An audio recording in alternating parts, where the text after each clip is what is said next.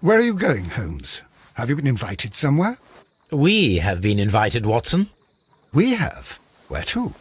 To the Baker Street Irregulars' annual dinner. They sent us an invitation. It is on the table. A dinner? How could those street urchins afford anything like that? I can't understand your interest in them, Holmes. They're dirty. They wouldn't hesitate to steal your wallet. Watson, you should be excited. It is a secret dinner. Its location changes every year. Read the menu. Sounds mouth-watering. All right. We, the secret police of Baker Street, invite you, Sherlock Holmes, and Dr. Watson to our annual dinner. Menu, entree, frozen rat head salad. Is this a joke? Not at all. Pray continue. Main course, sow's udder in Danny Nutcracker's way. Sounds disgusting, Holmes. Hedgehog goulash. Street turnips in homemade juice. And it goes on. I can hear them on the stairs now. Oh, we can't go there. We can't eat that. Watson, you'll hurt the feelings of those poor children. We have to go. Oh, Mr. Holmes. It is fine, Mrs. Hudson. Mr. Holmes! Wiggins, Dr. Watson is getting ready. He will be delighted to join us. You don't look well, my young man. Is there something wrong? Don't tell me the dinner is cancelled. Mr. Holmes is my brother Leighton. He's in a prison cell. They say he's killed 2 men.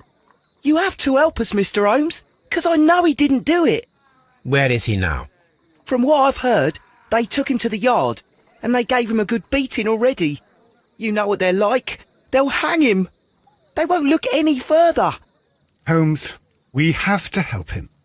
And forget about the dinner? Wiggins, I'll take the case. You're fantastic, Mr. Holmes. I'll be waiting for you at the crime scene. You'll be there, right? It's on Half Moon Street in Whitechapel. Very well.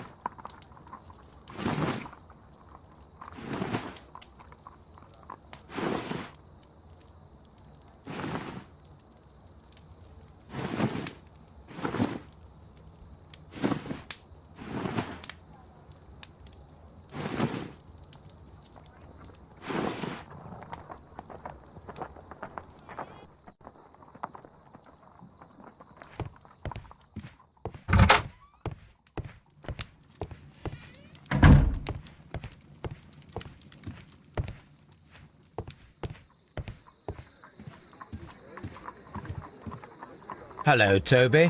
All you need now is a shawl and a mop cap, and you could be Mrs. Hudson's younger sister. Hello, Toby. All you need now is a shawl and a mop cap, and you could be Mrs. Hudson's younger sister.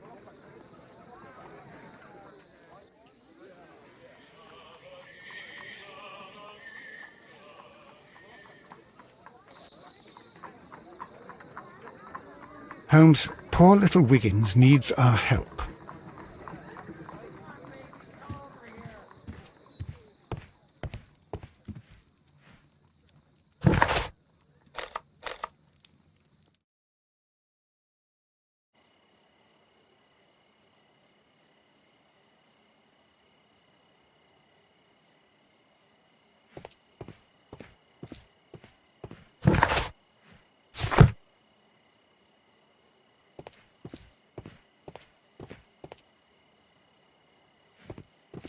Holmes, poor little Wiggins needs our help.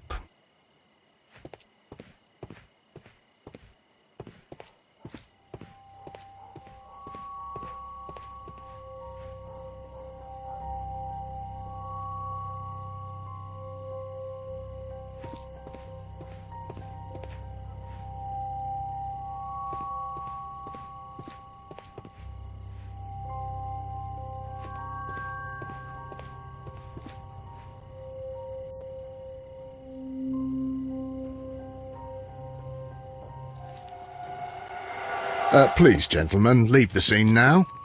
Oh, Mr. Holmes, is that you? Good evening, Constable... Constable Marrow. I was here with Inspector Aberline during the Ripper case, Mr. Holmes, back in '88. But then this is nothing like that case. With this one, we've got the murderer, the weapon, and the statements, which speak for themselves. Of course, Marrow. But you know that appearances can sometimes be deceiving. Who were the victims? The two men here, both shot. The stout fellow was Brian Vercotti, a well-known ruffian. The other, Kenneth Butler, a jeweller by trade. You spoke of statements. You have witnesses? Well, I was there, so I gave my own statement. And then there were two other witnesses who said they saw the killer Chapman. Mr. Turner, a gentleman who lives in that flat over there, and Polly Powell, a flower seller, who was over at the far side of the street. So, Constable Marrow, I should be delighted to hear your testimony. I was standing at the north side of Half Moon Street. That was the side that you came from. But you would have been unable to observe this part of the street, where we are standing now. That is correct. But I saw the two victims slowly enter Half Moon Street, and then shortly after, the fireworks started. A few minutes after that, the fellow Chapman rushed towards me and ran into Half Moon Street. Please continue. I didn't pay attention, but suddenly I heard a woman's cries and police whistles on the other side of Half Moon Street.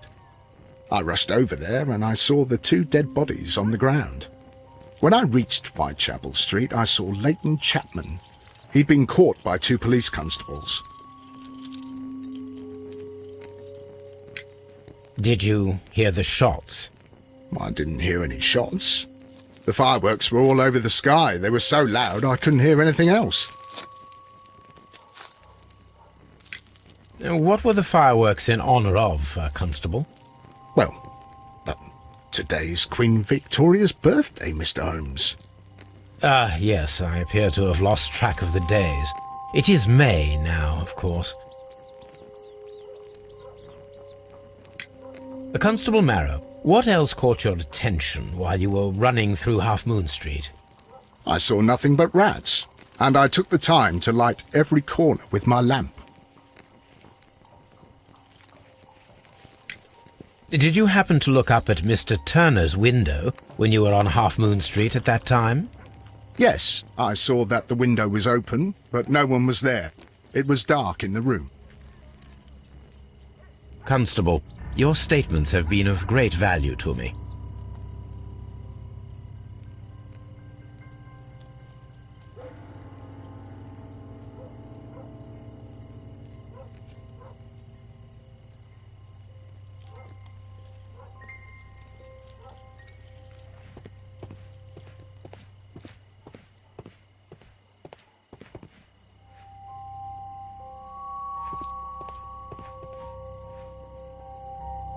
I'll do anything to save my brother, Mr. Holmes.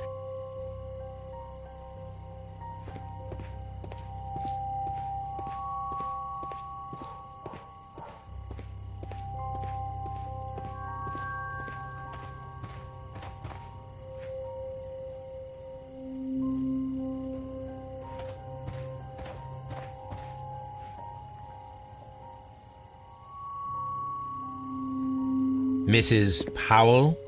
What do you want? My name is Sherlock Holmes. I'm assisting the police with their investigation of the crime that took place this evening. Well, I've already gave my testimony, but very well. Could you tell us everything that you may have seen or heard? Yes. I was selling my flowers as usual, and then the fireworks began, in honour of Queen Victoria. I enjoyed those. But then, all of a sudden, a young lad ran out of Half Moon Street and stopped just by me. He had a gun in his hand. He was like a ghost, and all covered in blood. It was dark, but I could see him, because of the flashes from the fireworks. And then? I screamed as loud as I could. I knew that a policeman should be on duty in the vicinity. He had no time to escape.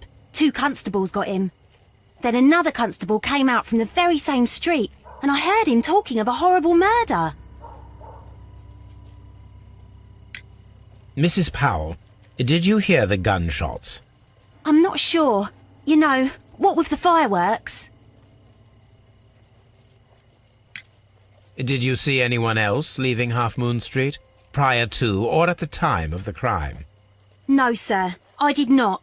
Even with all the fireworks, I was very attentive, as I'm always on the lookout for customers. My thanks to you, Mrs. Powell.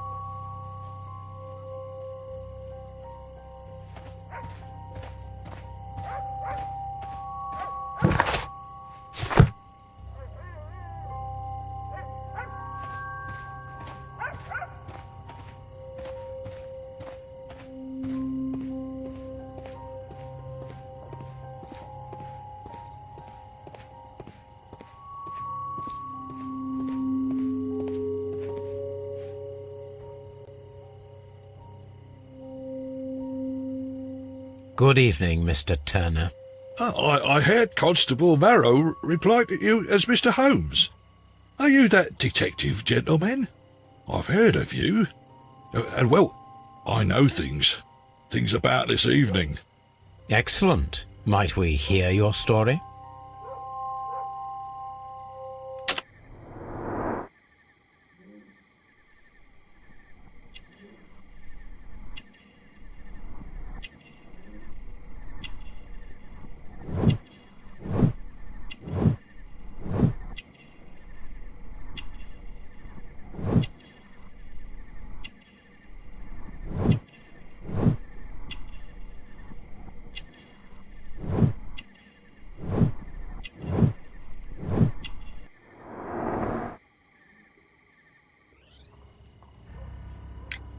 Could you tell us everything that you may have seen or heard?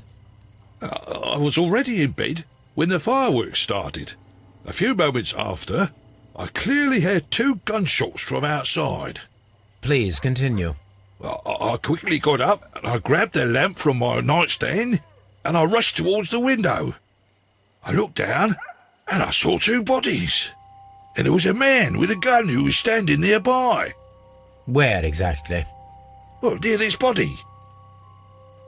Did he notice you? I don't think so. He rushed towards Whitechapel Street without looking around.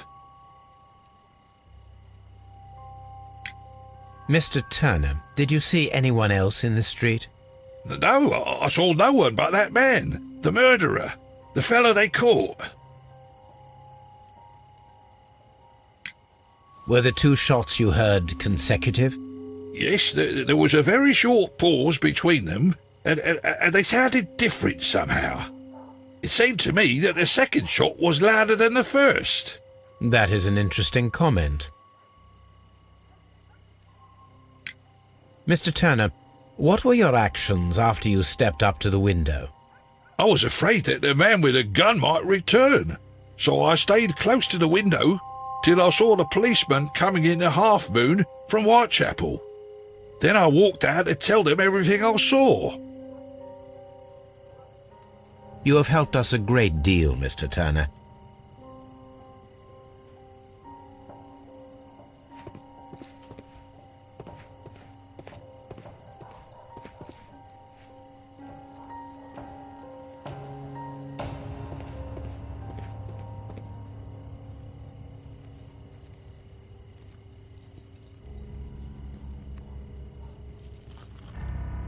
He tried to stop the bleeding with his hand.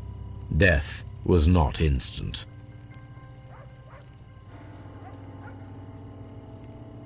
The bullet penetrated his stomach, a dreadful wound.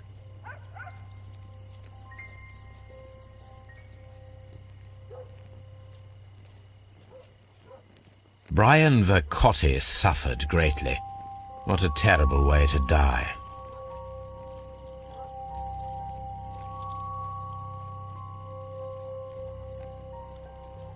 A tattoo from Westgate Prison. Vercotti must have done some time there.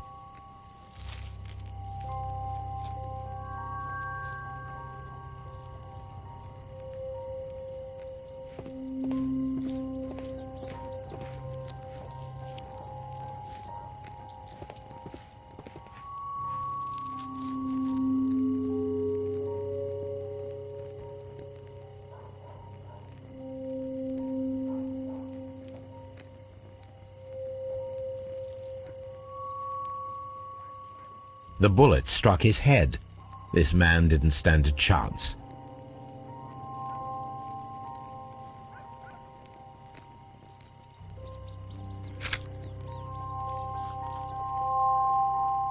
This is an ordinary key. I wonder what kind of door it opens.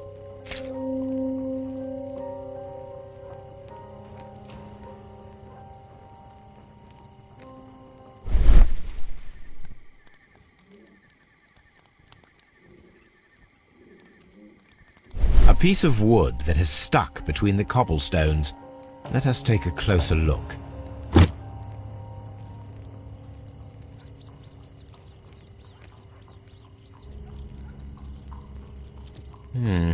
This shard of wood is quite new.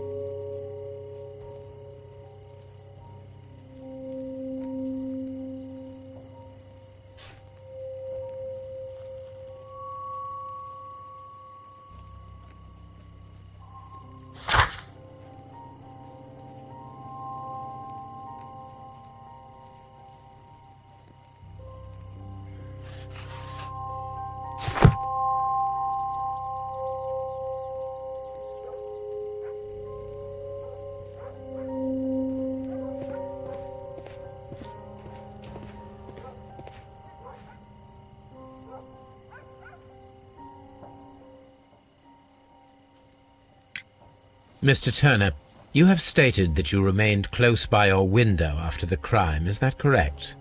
Oh, yes, Mr. Holmes. I stayed at my window until the policeman arrived to examine the dead bodies.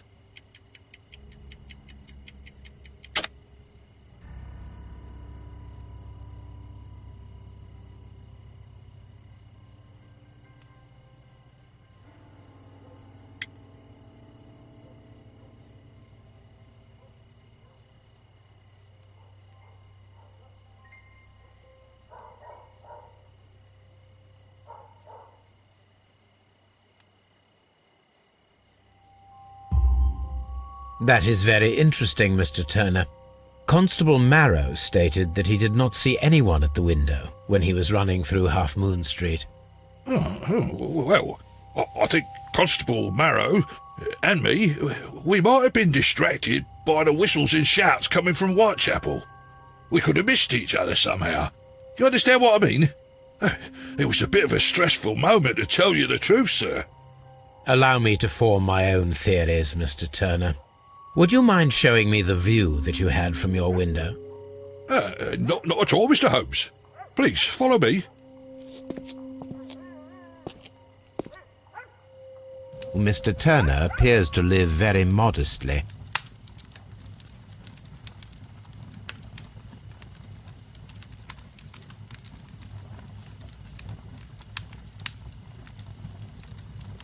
This fire is dying out. It was last tended to over an hour ago.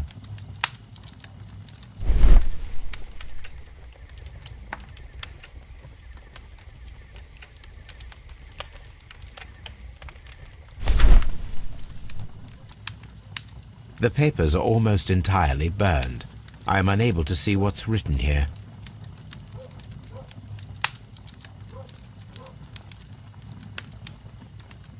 These words are illegible. The papers were thrown into the fire just a short while ago.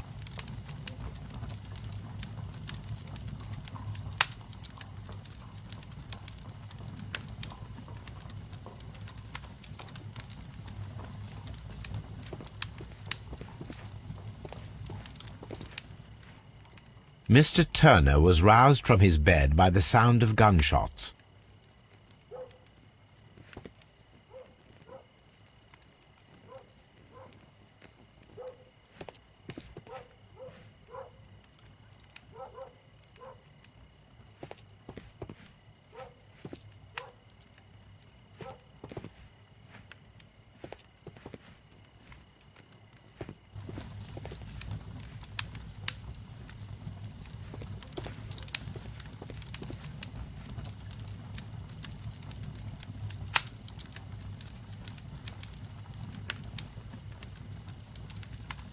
The books on this shelf are in a mess. It looks as though Mr. Turner was trying to find something in a hurry here a short while ago.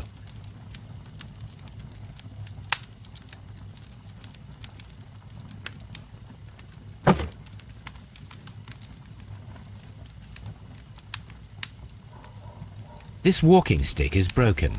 It was placed here quite recently. A perfect match. So, Mr. Turner broke his stick when it became stuck between the cobblestones. He did not mention that he was so near to the victims.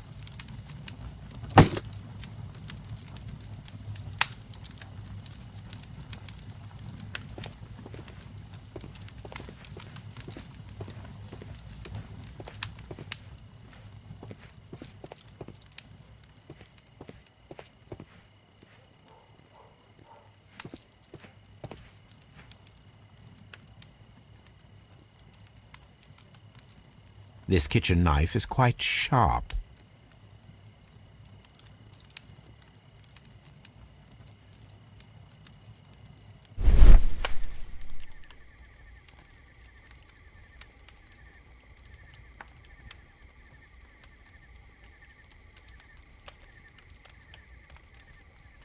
There are pieces of shredded paper scattered over the table. This kitchen knife was used to cut the paper.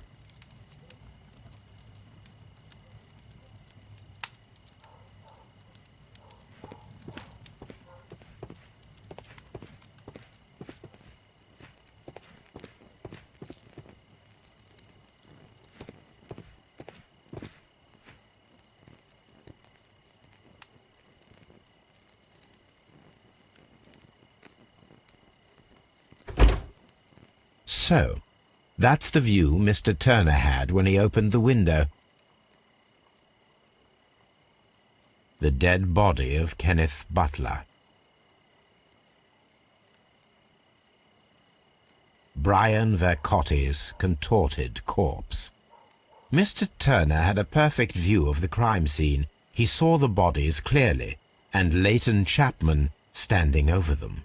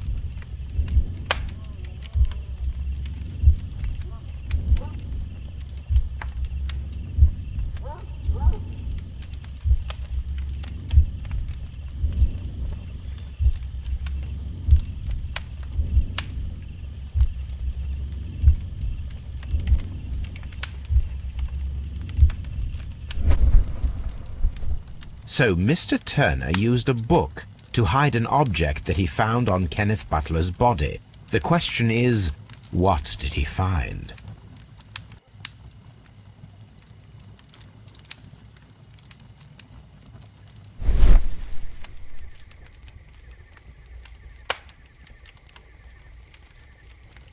I can see prints from greasy fingers upon the cover of this book. Let us take a closer look.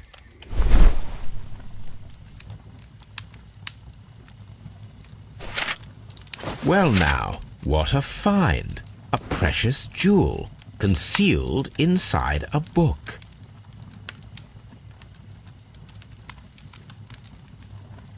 A bracelet with a unique ram's head design, a distinctive feature of ancient Grecian artifacts, probably of the Hellenistic era.